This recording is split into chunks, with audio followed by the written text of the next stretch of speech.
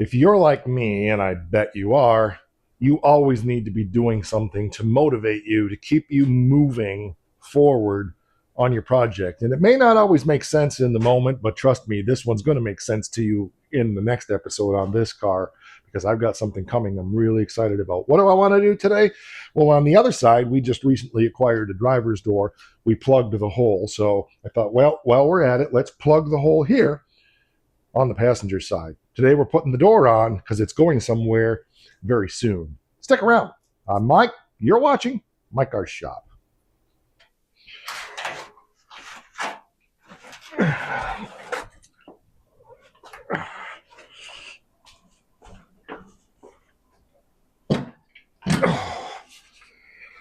Those doors are heavier than a heavy thing.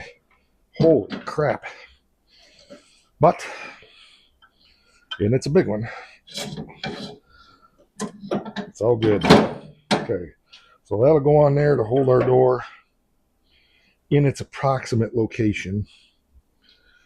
We got bird poop and all kind of stuff on the door, but it'll function. One thing I'm noticing is this really is like skewing this way, and I'm not sure why, but I think it'll work all right for our purposes here. I hope that block of wood isn't too tall.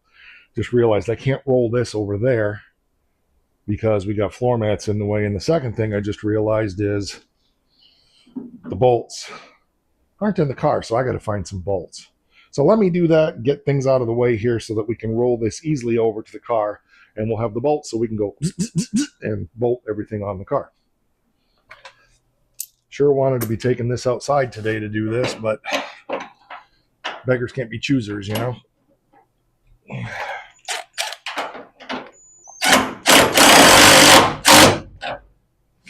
We should be able to jack that up and get her closer. I don't know why this is crooked like that. I got to figure that out. I think I need to make some kind of potential pivot adjustment down here so that you can twist the door on it. But, you know, it's a whole lot better than what we used to have with a chair. So no complaining on my part at all. Once again, thanks to my buddy John, channel subscriber John, for donating this generously to the channel, because it is a game changer.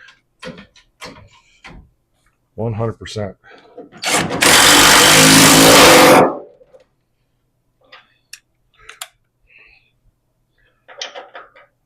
We're just grabbing a handful of air here as far as where this goes, but apparently we got a little ahead of ourselves there.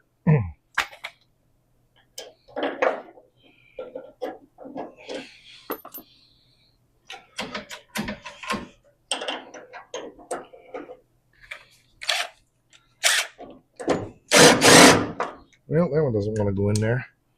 So let's do the right thing and probably put another one in up here. It's probably a little on the high side.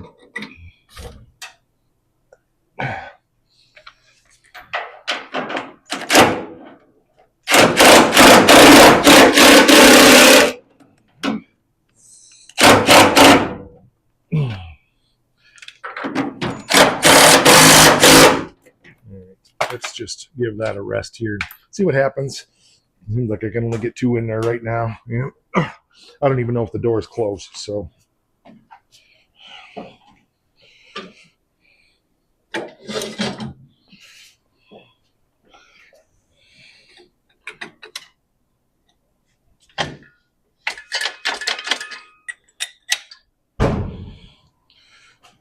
yeah, it's not even remotely close. But here's the thing.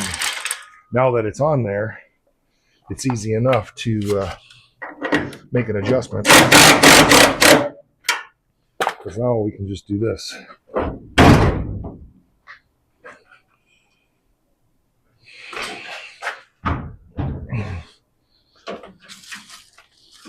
Currently, I don't have my door handle on this side. Ah.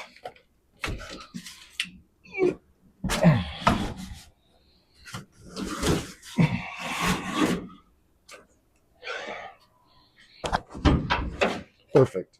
It's a little bit low, but for what we're doing here, that's good enough. So now I'm going to Let's make it super clean. We'll do it super fast and super easy.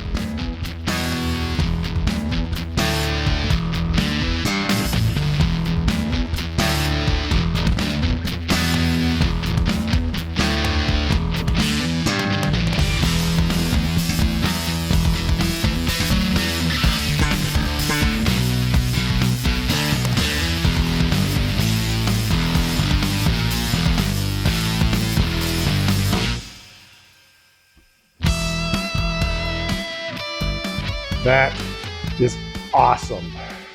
I love it.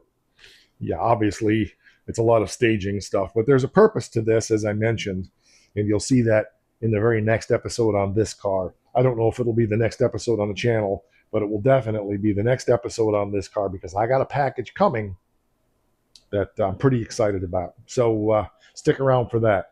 Well, you know what? Again, it's about gaining energy and momentum. If you're stalled out on projects, do the thing that gets you ready for the next thing that's going to get you excited about working on the project. That's always so important. I love looking at this car because when I was just looking at the pictures of it the other day from when I hauled it out of my buddy Dave's house. He had gotten it from a junkyard, and it was rotted. If you haven't seen the project, it was rotted out completely from the firewall basically to the rear bumper. We built the rear frame rails out of sheet metal for this. We've hand fabricated all the floor pans for this car. The trunk floor was donated by a channel viewer to save me some time. We have fabricated so much stuff for this car to save money. We've only got about $3,000 in this car, and with everything we have here, we could put this car together and drive it around. We're missing a hood, a grill, and a front bumper, basically, although I have one of those lined up. So anyway, it's I know, I get it. It's hard to understand if you're not thinking differently that these projects don't have to cost huge amounts of money. Short of the paint job, I'm going to make a bold statement here and say we probably could have this car running, driving, and on the road for between $4,000 and $5,000. Yes, this is going to get a shiny paint job. Paint is expensive. I'm not going to cut corners on that. This, hand to God, my intent at least for myself, this is probably going to be the last shiny show quality paint job that I do for myself. I don't even know if I want to do any of those for customers anymore. But if you've seen the 69 Charger and you've seen our Fat Fanny Ford, that's the level we're going to bring the paint on this car. Triple black, which means black vinyl roof, black paint, black horizontal satin stripe is the way we're going. RT hood with the satin blackout hood. So it's going to be a sister car. It is a clone sister car to the 69 Charger, which is also triple black. I'll try to remember to insert pictures of that here. But so anyway, that's what we're doing with it. Big block, 4-speed, just like the Charger. My intent is this car is going to my son when I'm dead and gone, and he will have a pair of triple black Mopars that he gets most of this stuff anyway. But whatever's left, this car is definitely not getting sold unless somebody offers me big, stupid money for it. I plan to hand this one down in the family. So anyway, that's where we're at with it. Well, that's what we got. Maybe not the most exciting thing, but for me, it was fun. I hope you enjoyed hanging out with me here in the shop today. And we've got channel memberships for as little as $5 a month. Check that out. You get access to all kinds of behind-the-scenes stuff, secret information that nobody else knows, woo, stuff like that. So check that out. And one more thing, if you're at MKS, it's important. I don't want you to forget it.